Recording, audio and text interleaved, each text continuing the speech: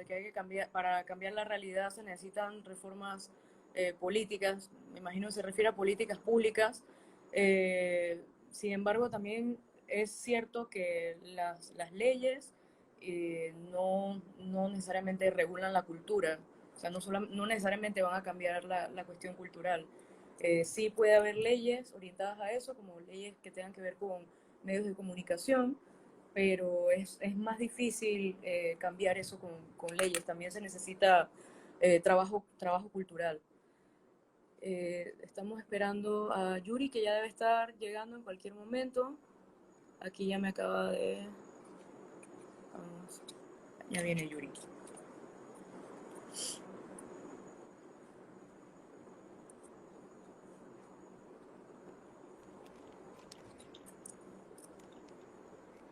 Hola Yuri, ¿cómo estás? Hola, buenas noches, ¿cómo están?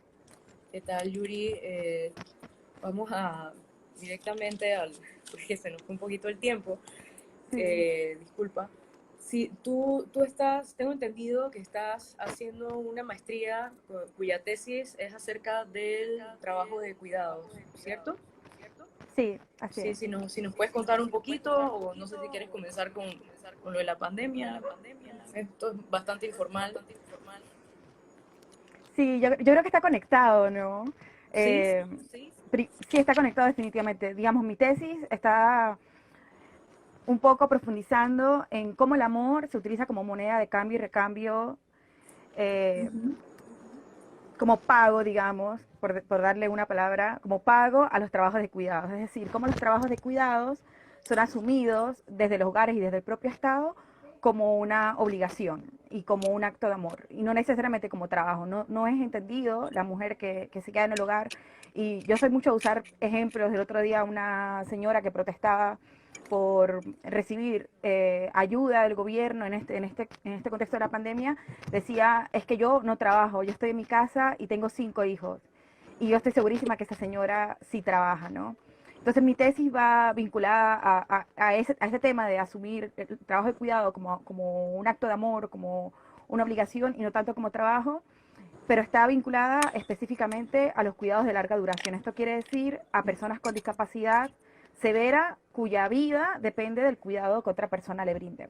que Y allí usualmente voy a asumen mujeres. y que usualmente asumen mujeres, ¿no? Y usualmente lo asume la mamá. Entonces, ahí voy a entrar un poco como a explicar. Yo considero que estamos en una crisis de los cuidados, que estuvimos en una crisis antes de la pandemia y que estamos en una crisis en este momento, aún más en este momento. Y que esa crisis de los cuidados está vinculada, y creo que alguien lo mencionaba en los comentarios de Instagram, está vinculada a que cuando se da la inserción de las mujeres al mercado laboral, eso no genera ningún cambio en las dinámicas dentro de los hogares. Es decir, no hay una inserción del hombre a las actividades dentro del hogar. Y esa realidad se ve reflejada, por ejemplo, en una encuesta del uso del tiempo que hizo la Contraloría General de la República en el 2010 en Panamá, donde las mujeres y los hombres dedicaban 8 horas, 8.5 horas promedio a la jornada laboral, pero cuando preguntaban sobre el cuidado de los hijos en el hogar, los hombres dedicaban unas 10 horas y las mujeres podían llegar hasta 21 horas, ¿no? Y esto también está vinculado, y como voy a ir respondiendo a lo que he estado viendo que han escrito, porque alguien decía, yo prefiero dedicarme al hogar que ir 15 horas a trabajar en una empresa. Bueno, pero es que el trabajo en el hogar te puede llevar 20 horas, te puede llevar 22 horas, ¿no? Y el hecho de que estés en la casa no quiere decir que dediques menos tiempo al trabajo. Yo creo que quienes tienen niños pequeños y quienes tienen eh, personas de la tercera edad y personas con discapacidad viven esto de la jornada extendida de trabajo y de la ausencia de vacaciones y la ausencia de descanso de maneras muy, muy fuertes, ¿no? O la También esta llamada crisis del doble jornada, cuidado.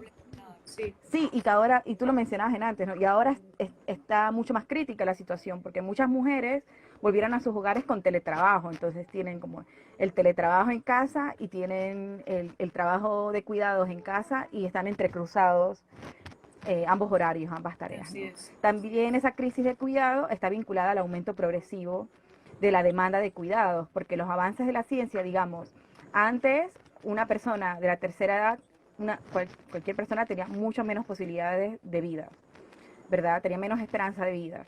pero el avance de la ciencia ha hecho que cada vez las personas de tercera edad vivan mucho más. Y eso implica que requieren cuidados por mucho más tiempo. También hace unos 40, 50 años, las personas con discapacidad, por ejemplo, parálisis cerebral, síndrome de Down, autismo, tenían posibilidades de vida mucho más reducidas. Hoy en día la ciencia ha logrado que, por ejemplo, una de las personas con las que yo trabajo en mi tesis, la joven tiene 47 años, es una persona con parálisis cerebral y es cuidada por su mamá que tiene casi 80 ya, ¿no? Entonces vemos, ¿no? Esta mujer lleva 47 años cuidando a una persona que depende de su cuidado para las actividades más básicas de su supervivencia en el día a día. Y también la crisis de cuidado, y ahí como voy cerrando el tema de la crisis per se, la crisis de cuidado está muy vinculada al sistema capitalista y a los recortes sociales que han traído las políticas neoliberales.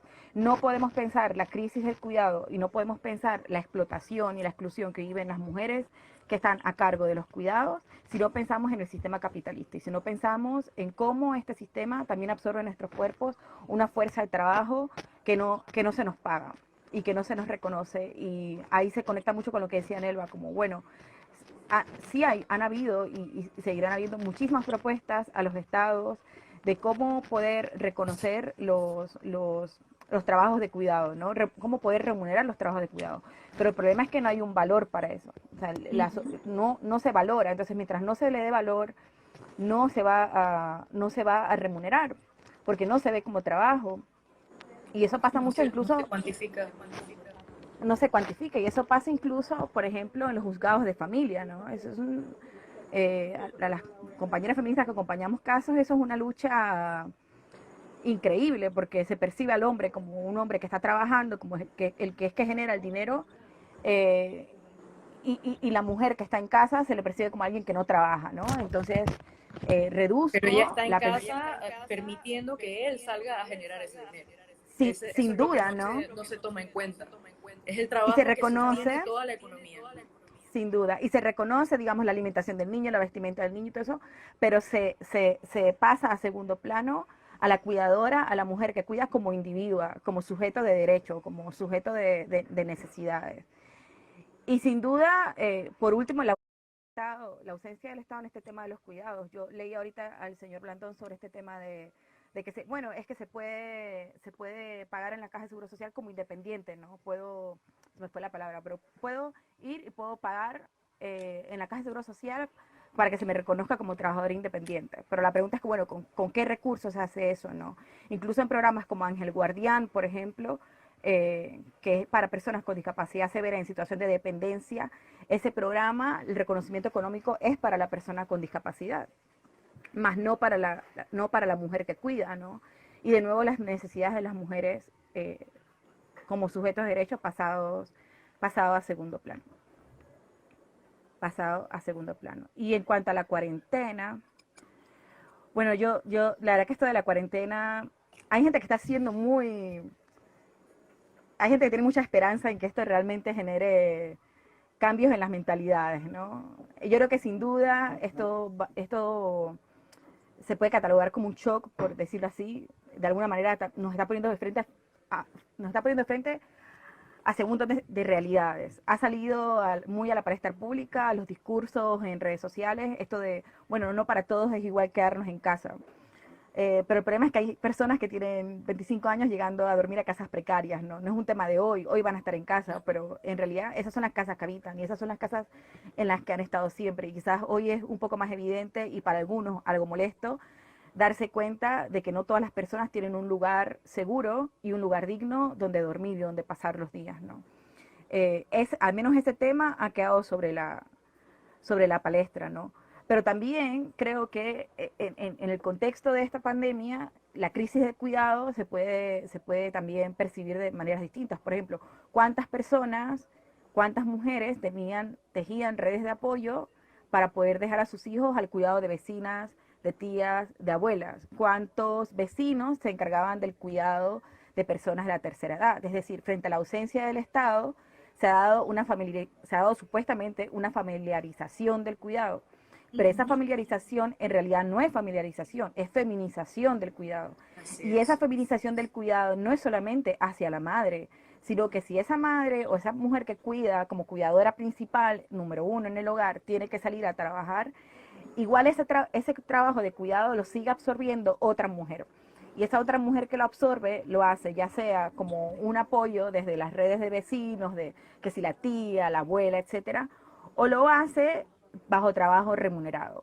O Pero incluso ese trabajo, niñas, sí, y lo hacen las abuelas, lo hijas. hacen niñas, las hijas mayores, etcétera, ¿no? Y ese trabajo remunerado de cuidado que se da, que llamado trabajo doméstico, algunas que cuidan ancianos, cuidan hijos de otros, etcétera, en este país es sumamente racializado y además es muy mal pagado.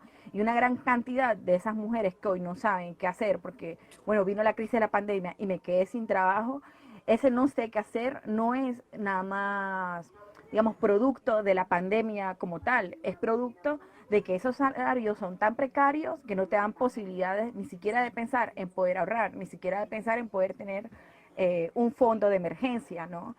Y ese no poder tener un fondo de emergencia también de alguna manera nos impacta a todos, porque frente a una situación de crisis como esta pandemia, ya no vale el me cuido yo y los demás vean qué hacen, ¿no?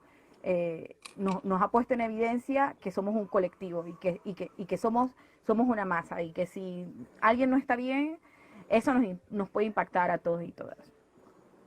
Y si puedes hablarnos un poco sobre esta retórica del amor que es central en la teoría feminista, está la cuestión del amor romántico o la crítica del amor romántico, pero en este caso está también la idea del amor como esa razón por la que nos corresponde a nosotras, como madres, como hermanas, como abuelas, tías, el cuidado, que se supone que somos más aptas para el cuidado de los niños y por extensión de todas las personas, pero se mete mucho esta idea y también he visto mujeres reaccionar con cierta hostilidad cuando se habla de trabajo de cuidado, porque tú dices, o sea, trabajo y cuidado, esas palabras no van porque yo lo hago por amor, yo no quiero que me paguen. Entonces, si nos puedes hablar un poco sobre cómo se instrumentaliza esta retórica para mantener a la mujer en esta esfera de lo privado. Sí, digamos, este tema del amor y de los cuidados siempre es un poquito delicado, ¿no? Sobre todo para mí que estoy trabajando con esta población, el amor percibido como algo bueno, ¿sabes? Es que también eso está muy dentro de los procesos de socialización de nosotras las mujeres. El Sí. amor como sufrimiento, el amor como entrega total, el amor como ponerme siempre yo en el último lugar, e inclusive como invisibilizarme como sujeto de derechos, invisibilizar mis deseos y pasar simplemente a ser una mujer que ama a todos, pero que al mismo tiempo se ama cada día menos a sí misma, ¿no? Entonces, eso está muy dentro de lo que hablaba Nelva, de la crianza. Pero esa retórica del amor, esos imaginarios del amor que son internalizados en nosotras desde pequeñas, de múltiples maneras y por múltiples vías, en la vida adulta comienzan a reflejarse en diferentes vías, en diferentes direcciones. Claro, en el centro del debate feminista siempre ha estado el amor romántico, ¿no? Y el amor romántico en el sentido de que la violencia física, digamos que es la primera violencia que nos impacta un poco más, es la violencia física, los femicidios, y eso es imposible desvincularlo de alguna manera del amor romántico, ¿no? Del amor romántico como hecho y como proceso. Pero el amor como tal, y ahí no va a usar el concepto de amor romántico, pero el amor como tal, ese amor sacrificado, que gracias por esa palabra, alguien la escribió allí, pero ese amor sacrificado, no esa es la palabra, ese amor sacrificado lo reflejamos también cuando nos convertimos en hijas de padres de la tercera edad, cuando nos convertimos en madres, nos convertimos en amadoras alocadas, pareciese ser que en cada una de nuestras relaciones, a veces incluso con nuestros trabajos, ¿no? Porque eso ha sido parte de nuestros procesos de socialización. Entonces yo creo que para analizar todas las relaciones de opresión y todas las relaciones que tenemos las mujeres alrededor de nosotras, es vital hablar del amor. Eso debe estar en el centro. Y el amor no solamente el amor no solamente como aquel sentimiento que nos oprime, sino como aquel sentimiento que también nos puede liberar. Y ahí está como esta autora Coral Herrera Gómez, que ha sido también muy criticada, pero a mí me encanta porque Cora Herrera Gómez, el discurso que ella hace sobre el amor no es desde la opresión, es desde la liberación, ¿no? Creo que se puede hacer por ahí como esfuerzos muy interesantes en términos de, bueno, y cuáles son esas formas de amar que nos podrían también liberar y que nos puedan también enriquecer. Y creo que también el amor, y aquí voy a hablar de una categoría que usa María Durán, ella habla de cuidatoriados. Y ella hace un cuidatoriados y hace un rejuego entre la palabra cuidados y el proletariado, esta categoría que utilizó Marx como una población oprimida, que no tiene derechos, que no tiene vacaciones, que no tiene descanso, que tiene salarios precarios, etcétera, ¿no? Y ese cuidatoriado, de alguna manera, también para las mujeres, a diferencia, digamos, de una clase social baja o de trabajadora de la que hablaba Marx, digamos, sobre todo masculina, ¿no? Para nosotras las mujeres, ese cuidatoriado tiene unas bases muy fuertes sobre los imaginarios del amor, tal como hemos sido socializadas, y sobre las expectativas del amor que tiene la sociedad y que tiene nuestra familia hacia nosotras. Y que esas expectativas del amor en realidad se traducen en la vida cotidiana en trabajo no pagado. Es decir, se asume que nosotras trabajamos sin cansancio desde la mañana hasta la noche solo y solo por amor. Y eso de alguna manera invisibiliza también nuestras propias necesidades y nos invisibiliza como personas y nos convierte en sujetos de múltiples discriminaciones y de múltiples opresiones. Ahora, ¿sabes? Hay un documental, ahora yo soy mamá desde hace año y medio, un poquito más, y me he interesado mucho por todas estas relaciones que hay, este vínculo psicobiológico que se forma con el bebé desde que está en tu barriga, o sea, me he interesado más por este tema y he estado viendo también algunos, bueno, he hecho un poco para atrás. Me ha interesado porque he leído sobre la cuestión biológica de cómo el niño te necesita más a ti como madre durante los primeros 18 meses, más o menos, y después es que él o ella incorpora al padre a ese círculo afectivo, ¿no? Entonces, sí puede ser verdad que exista hay una necesidad, hay una prioridad que tú le vas a dar, obviamente, durante esos meses. Y también viendo un documental que está en Netflix ahora, una serie documental que se llama Babies. En verdad suena aburrido, pero es sumamente interesante. O sea, me parece que los seres humanos en general somos muy interesantes, pero allí te habla también de estos estudios en que la madre, una cuestión del hipotálamo y la oxitocina, se estudió en hombres y mujeres que eran nuevos padres, y sale este descubrimiento de que esa oxitocina es producida mayormente en las mujeres por un tiempo prolongado. O sea, eso se queda así en la mujer por el resto de la vida, y en el hombre se aumenta cuando nace el bebé, pero ya después de unos años vuelve a la normalidad. Entonces somos nosotras las que quedamos como con eso ahí del cuidado pero se utilizan pienso yo que se utilizan estas evidencias científicas que lo son como para decir o para perpetuar la idea de que como tú tienes esta condición biológica, como tú puedes parir, como tú puedes cuidar y como tienes diversas facultades de tu sistema reproductivo y biológico que te adaptan para eso, entonces en consecuencia tú eres la que tiene que asumir ese rol de por vida, cuando también pues se sabe que el hombre es capaz eso también sale en el documental, que como los hombres también son perfectamente capaces de involucrarse y de sentir las mismas emociones que la madre, aunque aunque no hayan tenido el bebé dentro. Entonces, es eso, solamente quería hacer como esta referencia a la cuestión biológica que, si bien es cierta, se instrumentaliza también para perpetuar esta idea, ¿no? De que como tú tienes estas facultades, ya estás destinada a eso, y no es así. Bueno, eso que tú estás criticando lo escucharías hasta en la Facultad de Humanidades de la Universidad de Panamá. Yo espero que mis profesores no estén viendo esto porque me sacan de la uno. Pero, por ejemplo, Durkheim, que es tan leído con este tema de la división sexual del trabajo, y que no se puede negar que en su momento fue quizás un esfuerzo importante, es sumamente biologicista y también Sí, ves una perspectiva muy biologicista y con eso quiero decir que justifica, justifica todo este tema biológico, justifica de alguna manera la desigualdad entre hombres y mujeres, ¿no? Y ese texto sigue siendo muy leído todavía en la Facultad de Humanidades de la Universidad de Panamá. De hecho, poco criticado, poco debatido, ¿no? Por favor, Alonso, no le vayas a decir a los profesores que yo dije esto, pero sí es una pérdida de tiempo leer a Durkheim. Yo creo que has dado en el clavo. La ciencia...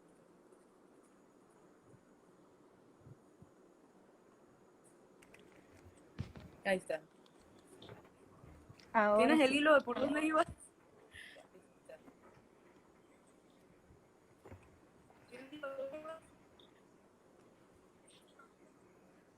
No se te oye bien, está como un Sí, poco borroso y se corta. Ah, ya te escucho.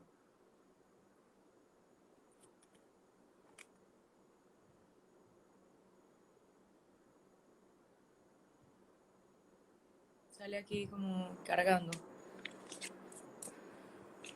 Pues sí, bueno, mientras tanto voy a decir que... A ver, ¿ya? ahora sí, sí. No, decía que digamos, bueno, la Rita me escribió que yo creo que leer a Durkheim sea una pérdida de tiempo, pero creo que en la teoría, en las teorías y la gama de teorías que tenemos hoy que pueden explicar las diferencias entre hombres y mujeres como algo estructural, como una construcción social, Durkheim, digamos que no sigue siendo hoy en día, no es hoy en día un referente necesariamente, ni siquiera es mujer, ¿no? Entonces creo que hoy hay como un montón de riqueza de libros, de teorías escritas por mujeres que pueden servirnos un poco para explicarnos esa diferencia. Y allí quiero como tocar el tema, por ejemplo, en la Universidad de Panamá no se leen casi mujeres.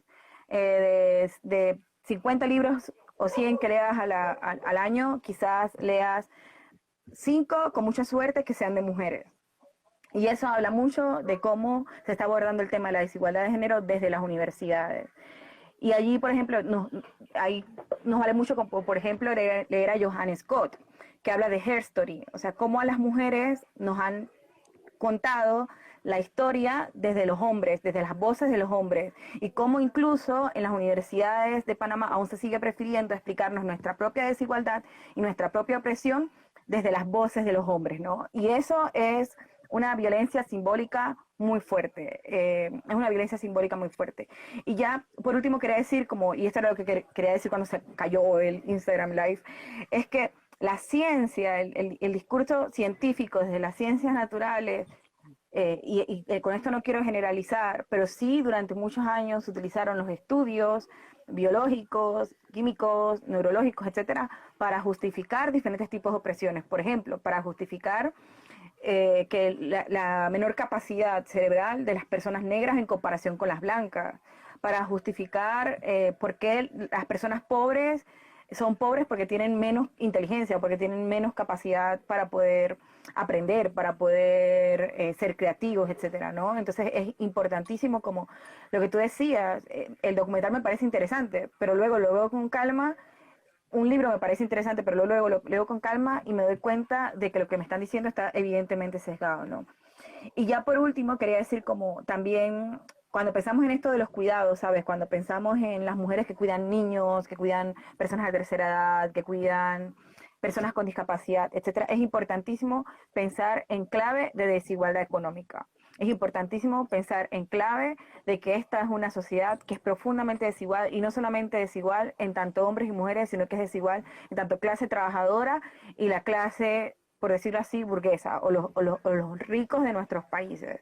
Y que no es igual cuidar a una persona de tercera edad, ¿sabes? Como teniendo dos empleadas domésticas que hacen la mayor parte del trabajo, teniendo aire acondicionado, agua potable, electricidad, acceso a medicamentos, poder pagar hospital privado, etcétera, que ser una persona de la clase trabajadora que no tiene agua potable, que quizás no tiene las facilidades en los baños, que, en la casa, que quizás no tiene los recursos mínimos para poder tener ella misma una vida digna y además entonces tiene que velar por la vida de alguien más. Y creo que esto lo dejo mucho en evidencia estos días de aislamiento, mientras el gobierno no mientras el gobierno no habilitaba hoteles para que funcionaran como hospitales para las personas que estaban en aislamiento, que estaban contagiadas, pero que no necesariamente necesitaban estar en un hospital per se, el trabajo de cuidado en los hogares de esas personas era asumido por la mujer. O sea, había alguien que alimentaba, había alguien que cuidaba, había alguien que tenía los cuidados sanitarios, etcétera. Entonces, creo que ese es un ejemplo histórico importantísimo de cómo los trabajos de cuidado se familiarizan y cómo se feminizan y cómo cuando el Estado no asume un papel preponderante en las políticas de cuidados de nuestros países, eso no hace que el trabajo de cuidados deje de existir. Eso lo que hace es que el trabajo de cuidados se transfiera a mujeres y sea racializado y sea precarizado. Y por último también darnos cuenta de que este tema de los cuidados que hemos venido abordando las mujeres desde los movimientos de mujeres, hoy más que nunca toma vigencia y es importantísimo, porque en esas redes de cuidado y en esas redes de sororidad que también tejemos para poder llevar adelante esos cuidados, de alguna manera está, por decirlo así, la vacuna, no al coronavirus, pero así a la crisis que vamos a vivir en adelante después de que pase esta pandemia. Y que esa crisis va a ser sobre todo en cuanto contra el modelo de la competencia. Nos vamos a dar cuenta de que la competencia no es suficiente, de que hace falta tejer redes colectivas, de que hace falta ayudarnos, ser solidarios, que no va a ser suficiente quedarme encerrado en mi casa y decir yo me cuido a mí y los demás no importan. Esas prácticas de cuidado que nosotros hemos venido desarrollando también van a poner en jaque los discursos del you can do it, los discursos del emprendedurismo, los discursos de, mira, si yo emprendo y si yo tengo mi propia empresa, no importa más nada, no tengo que ver ni por seguro social, no tengo que ver con los problemas de salud, no tengo que ver con los problemas educativos, no va a poner en jaque nuestros individualismos como sociedad.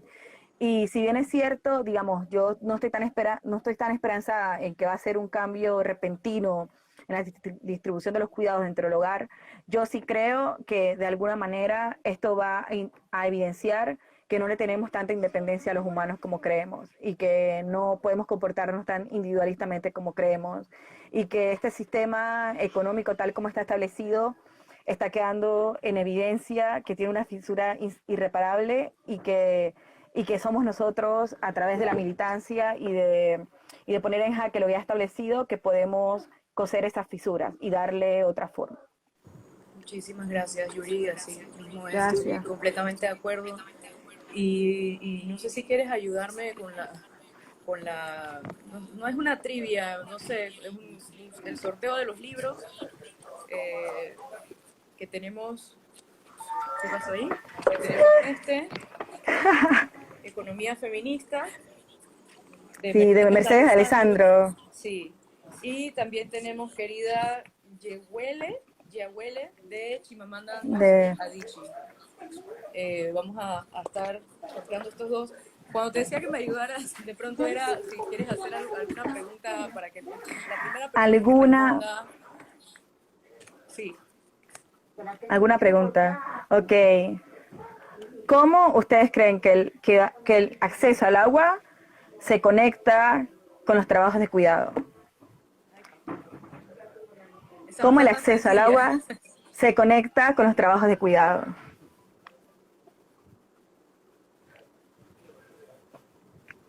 Alguien, la primera persona que responda se va a llevar uno de estos dos libros. Vamos a sortear los dos, pero necesitamos que alguien responda. ¿Cómo se relaciona el trabajo de cuidados y el acceso al agua? O el acceso al agua con el trabajo de cuidados. Ana Teresa Benjamín responde que son las mujeres las encargadas de ir a buscarla. Sí, sin duda. Y Sally comenta que si hay que caminar muy lejos a buscar una fuente de agua, ese trabajo recae mayormente en las mujeres. Sí, sin duda. Y ahí sabes que hay un elemento del que no hablé, pero el derecho al cuidado. O sea, no podemos olvidar ese elemento. Cuando nosotras de alguna manera decimos el trabajo de cuidado tal como está establecido hasta ahora no está bien, eso no quiere decir que estemos en contra del derecho al cuidado de las personas que lo requieren. Y también el acceso al agua de alguna manera pone en detrimento el derecho al cuidado que tiene una persona con discapacidad, una persona de tercera edad, un niño, porque quizás no va a poder tener las medidas de aseo como se lo merece, etcétera, ¿no? Pero no sé quién ganó, Yusi. ¿Por qué haces esa pregunta? A ver, bueno, Era la respondió primera Ana persona Teresa que respondía. Benjamín. Ana Teresa Benjamín, pues, yo creo que, lo siento, Sally, lo siento. Sí, Ana Teresa Benjamín, que dice, bueno, las mujeres son las encargadas de ir a buscar el agua, ¿no? Sí, una vez estaba, Sí. estaba con unas mujeres haciendo un taller en Chilibre y decía una que cuando no había agua, o sea, no, a ellas les toca bañar a los hijos, cocinar, fregar, o sea, varias personas han contestado aquí esa... Dime un segundo, ¿quién fue la primera? Creo que fue, Fue sí, fue Ana Teresa. Ana Eh, Teresa. sí, Ana Teresa fue la primera que respondió y se lleva Sí, sí, sí. economía feminista. Y la segunda pregunta sería para llevarse el libro de Chimamanda. A ver, aquí la tenía. ¿De qué manera? No, ¿cuál es una de las recomendaciones de políticas públicas que pueden ayudar a equiparar o a borrar un poco estas líneas de la división sexual del trabajo del hogar? Una política pública, que de hecho también Nelva ahondó sobre esto bastante. La primera persona en responder se llevaría el libro de Chimamanda. Y había algo que quería comentar, pero como soy muy olvidadiza, ya se me la idea. Creo que lo tenía aquí anotado. ¿Hay alguien que ha contestado? No. Dice que te iban a Vamos, invitar Sally, a vamos. puerco. Sí, me iban a invitar a pescado con patacones y ahora no me van a invitar porque le di el sorteo a Aura, a Ana Teresa. Oye, Ana Teresa respondiendo de nuevo. Ana Teresa, déjale libros a alguien, déjale Oye, libros a déjale el libro alguien. a la... Mentira. Pero sí tiene bastante que ver ingresar el trabajo de cuidado al Producto Interno Bruto, que como lo decíamos, eso no se toma en cuenta. Bueno, la primera persona que contestó es Fue María Mol. Emilia. Mae Mimol. María Emilia. Ah, ok, Sí, María perdón. Emilia. Campaña permanente de educación con equidad de género. Esa es una política pública que puede María Emilia, María Emilia. súper A bien. ver. Entonces, Ana Teresa y María Emilia Mamimol. Súper bien. Sí, es que no me quería despedir sin antes, es que quería hacer este comentario. Siempre se me olvida lo que quiero decir. Era sobre el tema del... Era justo, o sea, claro que era de esto, pero bueno, ni modo. ¿Hay alguna pregunta que quieran hacerle a Yuri para cerrar? Nelva tuvo bastantes preguntas en ese momento. Sí. ¿Alguien quiere hacer una pregunta para Yuri? Sabes que una medida que se podría aplicar también en este contexto del COVID es, mira, ayer leía en redes sociales la página del Cuara, que además me parece una basura, no sé quién eres que administra esa página, pero eres una basura. Subió una foto de un señor cargando un niño como de 5 años en los brazos, el niño dormido, en medio de la calle, ¿no? Entonces soy como, pero es que la gente no se quiere, qué irresponsable, ¿cómo vas a cargar al niño y todo eso, ¿no?